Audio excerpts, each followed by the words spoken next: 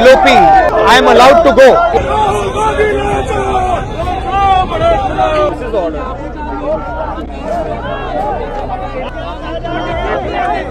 के खिलाफ है। हम सिर्फ संभल जाना चाहते हैं, देखना चाहते हैं वहाँ क्या हुआ। ಘಟನೆ ನಡೆದ 11 ದಿನಗಳ ನಂತರ ರಾಹುಲ್ ಗಾಂಧಿ ಅವರಿಗೆ ಸಂಭಲ್ ಭೇಟಿಗೆ ಯಾಕೆ ಅವಕಾಶ ನೀಡಲಿಲ್ಲ? ದೇಶದ ವಿಪಕ್ಷ ನಾಯಕ ಸಂಭಲ್ಗೆ ಭೇಟಿ ನೀಡೋದಕ್ಕೆ ಸಾಧ್ಯವಾಗದಿದ್ರೆ ಪೊಲೀಸರ ಕ್ರಮಗಳನ್ನು ಪರಿಶೀಲನೆ ಮಾಡೋರು ಯಾರು? ಕಾನೂನು ಮತ್ತು ಮಾರ್ಗಸೂಚಿಗಳ ಪಾಲನೆ ಆಗಿರೋದನ್ನ ಖಚಿತಪಡಿಸುವವರು ಯಾರು? ಸಂಭಲ್ ತಲುಪೋದಿಕ್ಕೂ ಕೂಡ 150 ಕಿಲೋಮೀಟರ್ ದೂರದಲ್ಲೇ ರಾಹುಲ್ ಗಾಂಧಿ ಅವರನ್ನ ತಡೆದದ್ದು ಯಾಕೆ? ಅದರ ಅಗತ್ಯ ಇತ್ತ? ಸಂಭಲ್ನಲ್ಲಿ ಅವ್ರು ಏನ್ ಮಾಡ್ತಾ ಇದ್ರು? ಸಂತ್ರಸ್ತ ಕುಟುಂಬದವರೊಂದಿಗೆ ಮಾತಾಡ್ತಾ ಇದ್ರು. ಇದರಿಂದ ಸಮಸ್ಯೆ ಇತ್ತ? ಯುಪಿ ಸರ್ಕಾರ ರಾಹುಲ್ ಮೇಲೆ ನಿಗಾ ಇಡೋದಕ್ಕೆ ಜಿಲ್ಲಾಧಿಕಾರಿಗಳಿಗೆ ಸೂಚಿಸಿರೋದು ಯಾಕೆ?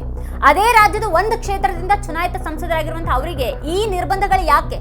ಸಂಭಲ್ನಲ್ಲಿ ದೇಶದ ವಿಪಕ್ಷ ನಾಯಕನಿಗೆ ರಕ್ಷಣೆ ನೀಡೋದಕ್ಕೆ ಸಾಧ್ಯವಾಗದಷ್ಟು ಯುಪಿ ಪೊಲೀಸರು ದುರ್ಬಲರ? ಪೊಲೀಸರಿಗೆ ಯಾಕೆ ಭಯ? ಪೊಲೀಸರು ಮರೆ ಮಾಡೋದಕ್ಕೆ ಬಯಸುವಂತ ರಹಸ್ಯಗಳೇನಾದ್ರೂ ಇವೆಯಾ? ರಾಹುಲ್ ಗಾಂಧಿ ಅವರನ್ನ ಯಾಕೆ ಬಿಡ್ತಾ ಇಲ್ಲ ಅಂತ ಪ್ರಶ್ನೆ ಮಾಡಬೇಕಾಗಿದ್ದಂತಹ ಮಾಧ್ಯಮಗಳು ಅವರನ್ನ ವಿಲನ್ ರೀತಿಯಲ್ಲಿ ಬಿಂಬಿಸ್ತಾ ಇರೋದು ಯಾಕೆ? ಅವರನ್ನ ತಡೆಯೋದ್ರ ಹಿಂದಿನ ತರ್ಕ ಏನು ಅಂತ ಎಲ್ಲರೂ ಕೂಡ ಕೇಳ್ತಾ ಇದ್ದಾರೆ. ಹೌದು, ಆದ್ರೆ ಹಿಂದಿನ ತರ್ಕ ಏನು?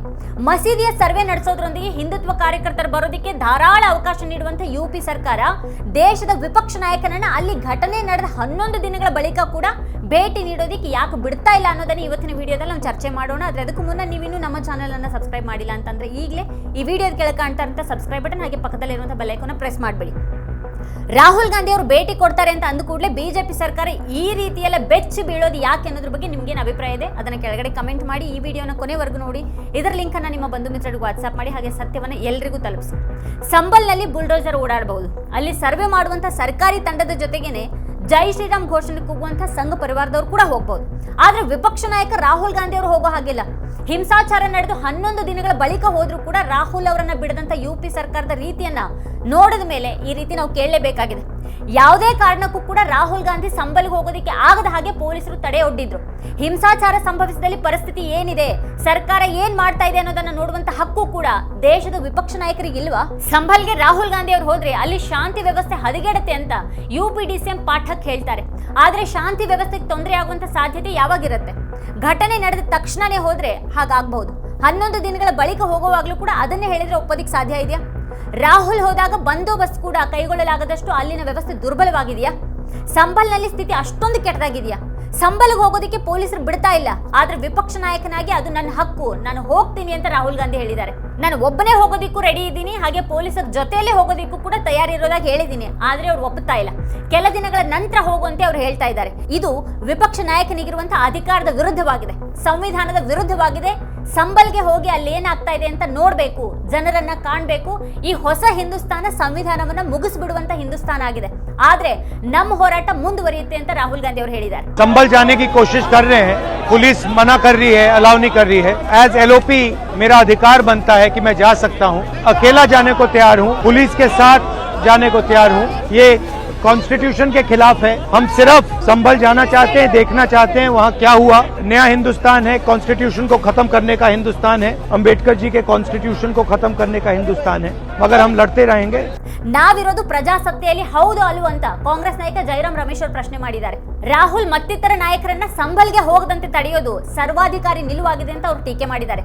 ಸುಪ್ರಿಯಾ ಶ್ರೀನಾಥ್ ಕೂಡ ಯುಪಿ ಸರ್ಕಾರದ ಒಂದು ಆದೇಶ ಪತ್ರವನ್ನ ಟ್ವೀಟ್ ಮಾಡಿದ್ದಾರೆ. ಅದರಲ್ಲಿ ಸಂಭಲ್ ಜಿಲ್ಲಾಧಿಕಾರಿ, ನೋಯ್ಡಾ, ಗಾಜಿಯಾಬಾದ್, ಅಮರೋಹ, ಬುಲಂದ್ ಶಹರ್ ಜಿಲ್ಲಾಧಿಕಾರಿಗಳಿಗೆ ಬರೆದು ರಾಹುಲ್ ಮೇಲೆ ನಿಗಾ ಇಡೋದಕ್ಕೆ ಹೇಳಿರೋದನ್ನ ಗಮನಿಸಬಹುದು. ಅಂತ ಅಗತ್ಯ ಏನಿದೆ?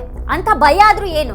ಏನನ್ನ ಅಡಗಿಸಿಡೋದಕ್ಕೆ ಇಲ್ಲಿ ಯತ್ನಿಸಲಾಗ್ತಾ ಇದೆ ಅಂತ ಸುಪ್ರಿಯಾ ಅವರು ಪ್ರಶ್ನೆ ಮಾಡಿದ್ದಾರೆ. ಆ ಆದೇಶ ಪತ್ರದಲ್ಲಿ ಸಂಭಲ್ನ ಇಡೀ ಘಟನೆಗೆ ಮುಸ್ಲಿಂ ಸಮುದಾಯವನ್ನ ಹೊಣೆಯಾಗಿ ಮಾಡಲಾಗಿದೆ. ಈ ರೀತಿ ಒಂದು ಇಡೀ ಸಮುದಾಯವನ್ನ ಹೊಣೆಯಾಗಿಸಬಹುದಾ?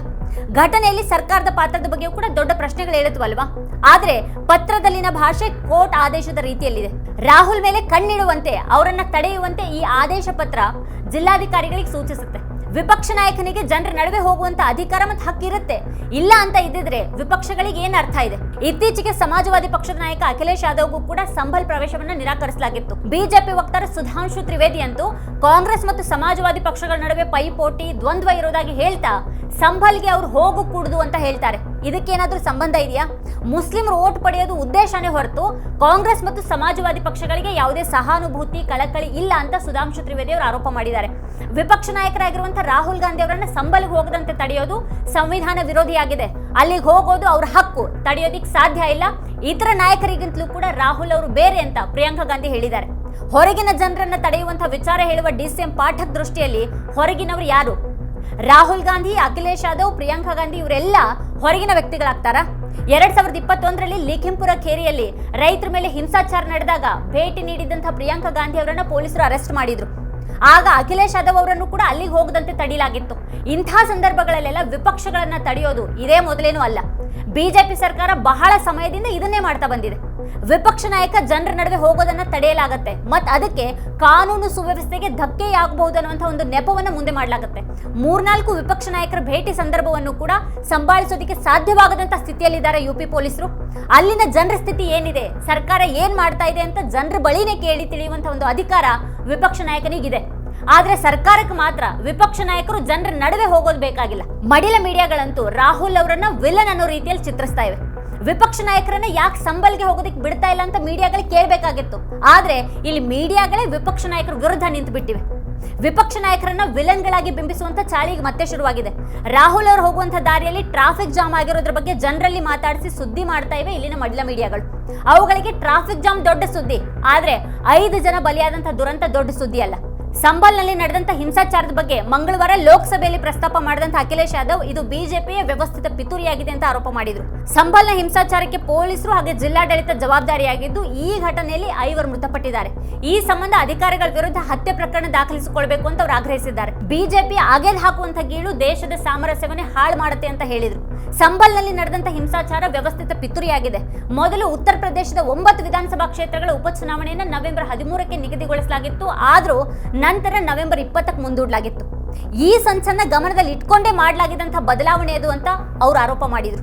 ಸಂಬಲ್ನಲ್ಲಿನ ಗೊಂದಲಗಳಿಗೆ ಸರ್ವೆ ಕೋರಿದಂತಹ ಅರ್ಜಿದಾರರಲ್ಲದೆ ಪೊಲೀಸರು ಮತ್ತೆ ಆಡಳಿತ ನೇರ ಹೊಣೆ ಅಂತ ಅಖಿಲೇಶ್ ಆರೋಪ ಮಾಡಿದ್ರು. ಭಾಗಿಯಾದಂತಹ ಅಧಿಕಾರಿಗಳನ್ನ ಅಮಾನತುಗೊಳಿಸಬೇಕು ಮತ್ತು ಕೊಲೆ ಆರೋಪವನ್ನು ಹೊರಿಸಬೇಕು. ಇದರಿಂದ ಜನರಿಗೆ ನ್ಯಾಯ ಸಿಗುತ್ತೆ ಮತ್ತು ಭವಿಷ್ಯದಲ್ಲಿ ಅಂಥ ಅಸಂವಿಧಾನಿಕ ಮತ್ತು ಕಾನೂನು ಬಾಹಿರ ನಿಯಮಗಳನ್ನು ಮಾಡೋದಕ್ಕೆ ಯಾರು ಕೂಡ ಧೈರ್ಯ ಮಾಡಲಾರರು ಅಂತ ಅಖಿಲೇಶ್ ಹೇಳಿದ್ರು. ಬಿಜೆಪಿ ವಿರುದ್ಧ ವಾಗ್ದಾಳಿ ನಡೆಸಿದ ಅವರು ಇದು ದೆಹಲಿ ಮತ್ತು ಲಕ್ನೋ ನಡುವಿನ ಕದನ ಆಗಿದೆ. ಅವರು ದೆಹಲಿಯನ್ನ ತಲುಪಿದ ರೀತಿಯಲ್ಲಿಯೇ ಈಗ ಲಕ್ನೋದವರು ಸಹ ತಲುಪೋದಿಕ್ಕೆ ಬಯಸ್ತಾರೆ ಅಂತ ಟೀಕೆ ಮಾಡಿದ್ರು. ಇದೆಲ್ಲದರ ನಡುವೆ UPಯಲ್ಲಿ ಮತ್ತೆ ಈಗ ಬುಲ್ಡೋಸರ್ ಕಾರ್ಯಾಚರಣೆ ಬೇರೆ ಶುರುವಾಗಿದೆ. ಅಕ್ರಮ ಒತ್ತುವರಿ ತೆರವಿಗೆ ಮತ್ತೆ ಬುಲ್ಡೋಸರ್ ಬಳಕೆ ನಡೀತಾ ಇದೆ. ಆದ್ರೆ ಸುಪ್ರೀಂ ಕೋರ್ಟ್ ನಿರ್ದೇಶನವನ್ನ ಪಾಲಿಸಲಾಗಿದೆಯಾ ಅನ್ನೋದು ಪರಿಶೀಲನೆಗೆ ಒಳಪಡಿಸಬೇಕಾಗಿದೆ. ಅಕ್ರಮ ಒತ್ತುವರಿ ತೆರವಿಗೂ ಕೂಡ ಮುನ್ನ 15 ದಿನಗಳ ವಾಯ್ದೆ ಒಂದು ನೋಟಿಸ್ ಅನ್ನ ನೀಡಬೇಕು ಅನ್ನೋದು ಸುಪ್ರೀಂ ಕೋರ್ಟ್ನ ಒಂದು ನಿರ್ದೇಶನದಲ್ಲಿದೆ. ರಾಹುಲ್ ಅವರನ್ನ ಶಾಂತಿ ವ್ಯವಸ್ಥೆಗೆ ಧಕ್ಕೆಯಾಗಬಹುದು ಅನ್ನುವಂಥ ಒಂದು ನೆಪವೊಡ್ಡಿ ತಡೆಯಲಾಗ್ತಾ ಇದೆ. ಆದ್ರೆ ಇಲ್ಲಿ ಅಸಲಿ ವಿಚಾರ ಏನು ಅಂತಂದ್ರೆ ಸಂಬಲ್ನಲ್ಲಿ ಆಗಲೇ ಬುಲ್ಡೋಸರ್ ಕಾರ್ಯಾಚರಣೆ ಶುರುವಾಗಿದೆ. ಅಂತೂ ಒಂದು ಸಮುದಾಯವನ್ನ ಗುರಿಯಾಗಿಸೋದು, ನೇರವಾಗಿ ಹೊಣೆಯಾಗಿಸಿ ಆರೋಪ ಮಾಡೋದು ನಡೆದಿದೆ. ಇನ್ನು ಮುಂದಿನ ದಿನಗಳು ಇನ್ನೂ ಸಂಕೀರ್ಣ ಸನ್ನಿವೇಶವನ್ನ ತಂದಿಡಲಿವೆ ಅನ್ನುವಂಥ ಆತಂಕ ಕಾಡುತ್ತೆ. ಇದೆ ಈ ಹೊತ್ತಿನ ಸ್ಪೆಷಲ್. ನೋಡ್ತಾ ಇರಿ ವಾರ್ತಾಭಾರತಿ. ನೀವಿನ್ನೂ ವಾರ್ತಾಭಾರತಿ ಯೂಟ್ಯೂಬ್ ಚಾನಲ್ ಅನ್ನ ಸಬ್ಸ್ಕ್ರೈಬ್ ಮಾಡಿಲ್ಲ ಅಂತಂದ್ರೆ ಈ ಕೂಡಲೇ ಸಬ್ಸ್ಕ್ರೈಬ್ ಮಾಡಿ, ಹಾಗೆಲ್ಲೇ ಪಕ್ಕದಲ್ಲಿರುವಂಥ ಬೆಲ್ ಐಕಾನ್ ಪ್ರೆಸ್ ಮಾಡಿ ನಮ್ಮನ್ನ ಬೆಂಬಲಿಸಿ.